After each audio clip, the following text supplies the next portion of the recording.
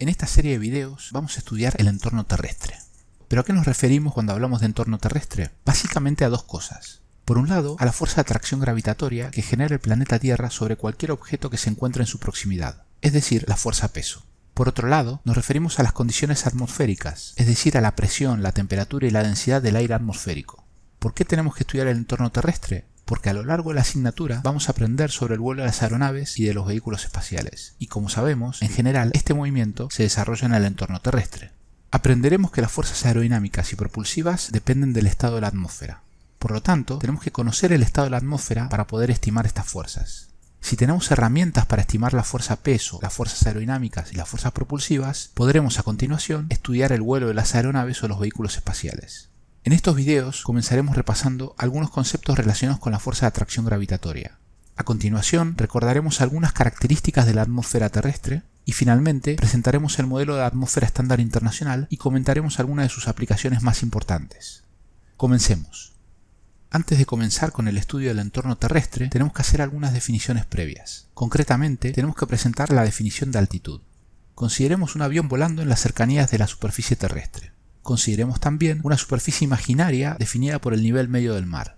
La altitud geométrica o simplemente altitud se define como la distancia medida en la dirección vertical entre el nivel medio del mar y una aeronave. La dirección vertical es aquella que coincide con la dirección de la aceleración de la gravedad local.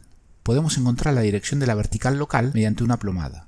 Observar que la altitud no es lo mismo que la altura. La altura es la distancia medida en la dirección vertical entre la superficie terrestre y un objeto. La altura del avión depende del sitio por donde está volando, la altitud no. Por eso, cuando estemos estudiando el vuelo de cualquier aeronave, vamos a referirnos siempre a altitudes y nunca alturas. Cuando terminemos de presentar la atmósfera estándar internacional, vamos a introducir otra forma de referirnos a la altitud y algún método para poder medirla. Vamos ahora a presentar la altitud absoluta. Para eso, vamos a considerar a la Tierra como una esfera cuya superficie coincide con el nivel medio del mar y su radio medio es de aproximadamente 6.370 kilómetros. Entonces, definimos la altitud absoluta como la distancia medida en la dirección vertical desde el centro de la Tierra hasta un objeto cualquiera. Observar que la altitud absoluta R es igual a la altitud Z más el radio de la Tierra. Con esta relación y con las definiciones presentadas, podemos empezar a repasar algunos conceptos de gravitación. Recordemos lo que nos dice la ley de gravitación universal de Newton. Si tenemos dos cuerpos de masa m1 y m2 separados una distancia r, se observa que estos cuerpos experimentan sendas fuerzas de atracción mutua que actúan a lo largo de la línea que los une, y cuya intensidad es proporcional al producto de sus masas e inversamente proporcional al cuadrado de la distancia que los separa. También podemos expresar esta ley incluyendo la constante de gravitación universal, cuyo valor podemos ver en pantalla. Podemos utilizar esta relación para calcular el peso de una aeronave que se mueve en el entorno terrestre. Si conocemos la masa de la Tierra, la masa de la aeronave, la distancia de la aeronave al centro de la Tierra, solo resta hacer las cuentas. Sin embargo, este procedimiento no es muy práctico. Esta ecuación incluye la masa de la Tierra y la constante de gravitación universal. Además, la distancia la tenemos que conocer medida desde el centro de la Tierra. Esto no es práctico. Vamos a buscar una forma alternativa de poder calcular el peso de una aeronave teniendo en cuenta lo que dice la ley de gravitación universal. Consideremos nuevamente un objeto de masa m en la cercanía de la superficie terrestre, de modo que se encuentra separado del centro de la Tierra una distancia r, lo que es equivalente a decir que está a una altitud z. Podemos ahora plantear la segunda ley de Newton sobre este cuerpo. Vamos a hacerlo exclusivamente en la dirección vertical. Se cumple que el sumatorio de todas las fuerzas que actúan en esta dirección es igual a la masa del cuerpo por la aceleración que aparece. Además, vamos a asumir que sobre él solo actúa la fuerza de atracción gravitatoria. Por lo tanto, la fuerza del lado izquierdo de la igualdad la reemplazamos por la expresión que nos proporciona la ley de gravitación universal. Observar que la aceleración asociada a la fuerza de atracción gravitacional la denominamos con la letra G minúscula. También observar que los signos que hemos tomado son consistentes con el sistema de referencia. Podemos ver que la masa del cuerpo se encuentra a ambos lados de esta igualdad y que ambos lados son negativos. Simplificando la expresión nos queda de esta manera. Podemos ahora reemplazar la relación entre la altitud absoluta con la altitud y el radio de la Tierra. De este modo nos queda la aceleración de la gravedad como función de la altitud.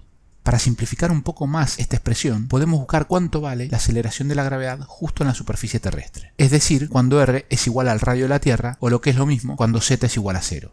Obtenemos que la aceleración de la gravedad en la superficie terrestre, que llamaremos g sub 0, es igual a la constante de gravitación universal por la masa de la Tierra partido el radio de la Tierra elevado al cuadrado. Como sabemos, este valor es de aproximadamente 9,81 metros sobre segundo al cuadrado.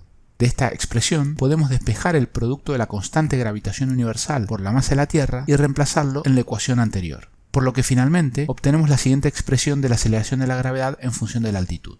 Con ella podemos calcular el peso de un cuerpo en el entorno terrestre de forma más sencilla que usando la expresión de la ley de gravitación universal. Solo depende de la altitud y de dos constantes más familiares como son la aceleración de la gravedad a nivel del mar y el radio de la Tierra. Además, nos permite hacer la siguiente observación. Recordemos que las altitudes típicas de vuelo de las aeronaves están entre los 6 y los 20 kilómetros. Entonces, dentro del paréntesis, tenemos en el numerador el radio de la Tierra, 6.370 kilómetros, y en el denominador el radio de la Tierra más un número relativamente pequeño. Es decir, que dentro de este rango de altitudes, el paréntesis de esta ecuación vale aproximadamente igual a 1. Esto implica que cuando consideremos altitudes típicas del vuelo de las aeronaves, podemos asumir sin mucho error que la aceleración de la gravedad es constante e igual a 9,81 metros sobre segundo cuadrado. En lecciones posteriores estudiaremos el movimiento de los vehículos espaciales. En esas lecciones tendremos que volver a considerar la ley de gravitación universal y cómo varía la atracción de la gravedad en función de la distancia que separa los objetos. Hasta entonces, en el estudio del vuelo de las aeronaves, vamos a considerar que g es una constante. Teniendo en cuenta esto, podemos calcular el peso de una aeronave simplemente multiplicando su masa por la aceleración de la gravedad, g sub 0. Hasta aquí hemos repasado algunos conceptos relacionados con la fuerza de atracción gravitatoria. A continuación, comenzaremos nuestro estudio de la atmósfera terrestre.